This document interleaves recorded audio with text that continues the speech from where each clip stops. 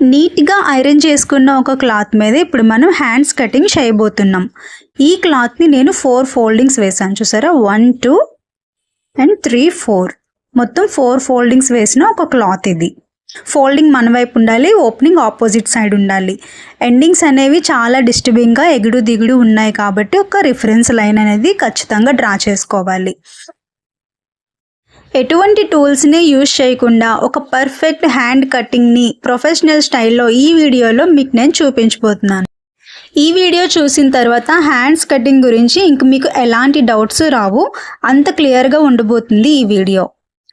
And మనం hand height గురించి 8 ఇంచెస్ని mark చేసుకుంటున్నాం. హ్యాండ్ హైట్ అనేది ప్రిఫరబుల్, కస్టమర్ ప్రిఫరెన్స్ని బట్టి మీరు ఎంత డ్రా చేసుకోవాలనుకుంటే అంత.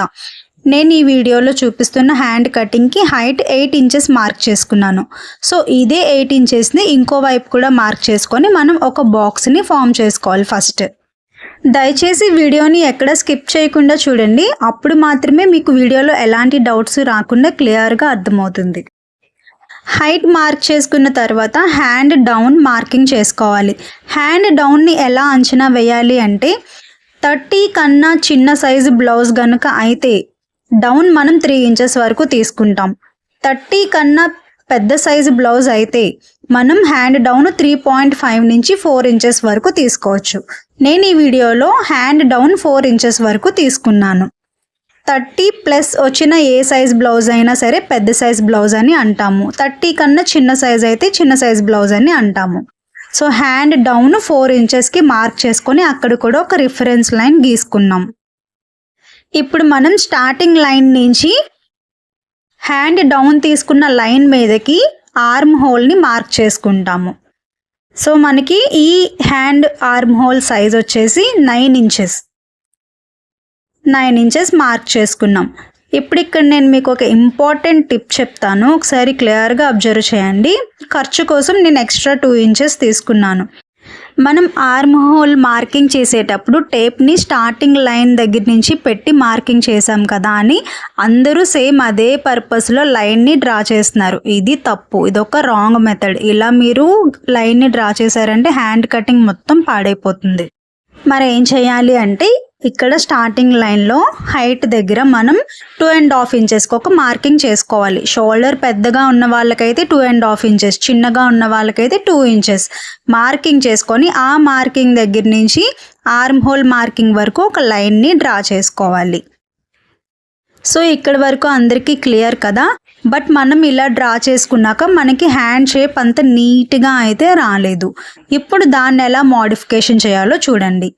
ఇప్పుడు మళ్ళీ మనం హైట్ దగ్గర ఒక 1 ఇంచ్కి మార్కింగ్ చేసుకొని ఈ 1 ఇంచ్ దగ్గర నుంచి మనం డ్రా చేసుకున్న ఆర్మ్ హోల్ లైన్ ఏదైతే ఉందో అక్కడికి ఒక లైట్ కర్వ్ షేప్ని ఫ్రీ హ్యాండ్తో డ్రా చేయాలి, చిన్నది. ఇది చాలా ఈజీగా ఎవరైనా చేయగలరు, ఇదంతా సాధ్యం కాని పని అయితే ఏం కాదు. చిన్న కర్వ్ లైన్ ఇలా జస్ట్ ఒక షేప్ అన్నమాట, అలా తీసి వదిలేయాలి. ఇప్పుడు అలాగే అదే లైన్కి కింద వైపున లోపల నుంచి ఒక 1/4 ఇంచ్ కర్వ్ తీసి వదిలేయాలి ఫ్రీ హ్యాండ్తో. ఇది కూడా చాలా ఈజీగా ఎవరైనా చేయగలుగుతారు, ఎందుకంటే ఇదంతా పెద్ద లైన్ ఏం మనం డ్రా చేయట్లేదు, చాలా చిన్న లైన్. పై వైపు నుంచి ఒక షేపు, కింద వైపు నుంచి ఒక షేప్ మనం డ్రా చేసుకున్నాం. సో ఇప్పుడు హ్యాండ్ షేప్ అనేది పర్ఫెక్ట్గా వచ్చింది. అండ్ ఇప్పుడు హ్యాండ్ ఓపెనింగ్ మనం మార్కింగ్ చేసుకుందాం. Hand opening 6 inches. ఈ బ్లౌజ్కి 6 ఇంచెస్ హ్యాండ్ ఓపెనింగ్ వస్తుంది. అలాగే 2 ఇంచెస్ అనేది ఖర్చుల కోసం తీసుకుంటాం. ఇప్పుడు ఈ ఖర్చుల యొక్క మెయిన్ లైన్స్ రెండింటిని కూడా అటాచ్ చేసేద్దాం స్కేల్తో నీట్గా. సో ఇక్కడ వరకు క్లియర్ కదండి అందరికీ?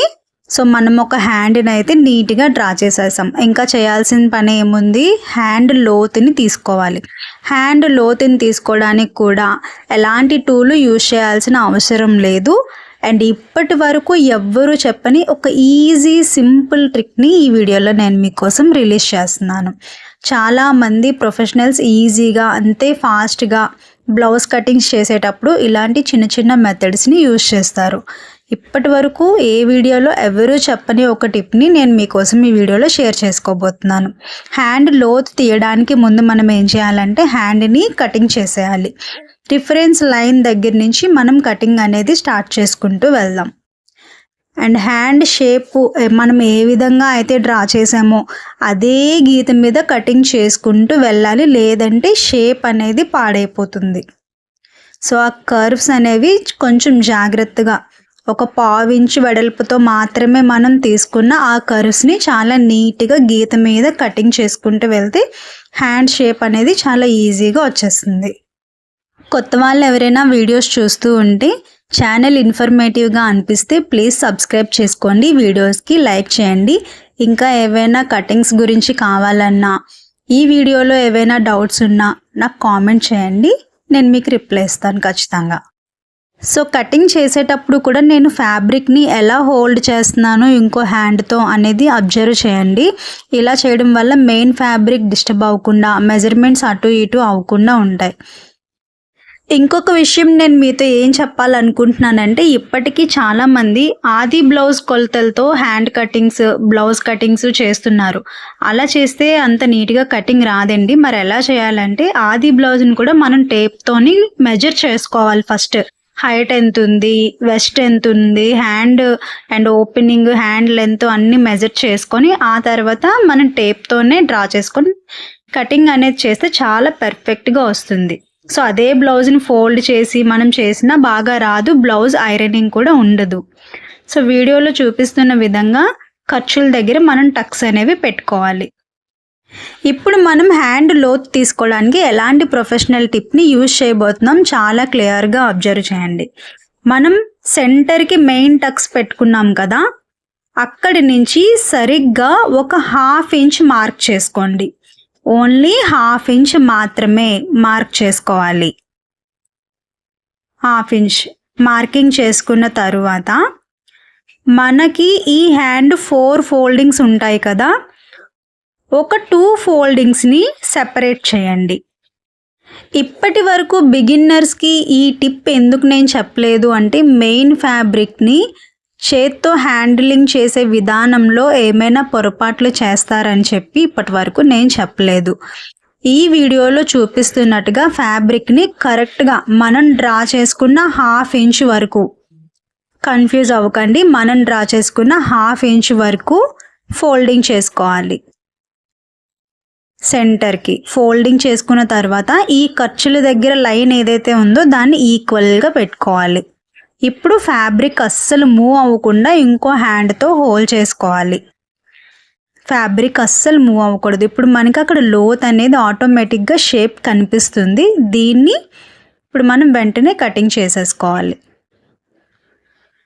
సో ఈ వీడియోలో చూపిస్తున్న విధంగా మనకి కనిపిస్తున్న లోతు షేప్ ఏదైతే ఉందో దాన్ని కటింగ్ చేసి తీసేసుకోవాలి. మెయిన్ ఫ్యాబ్రిక్ అస్సలు మూవ్ అవ్వకుండా హోల్డ్ చేయడం అనేది ఇంపార్టెంట్.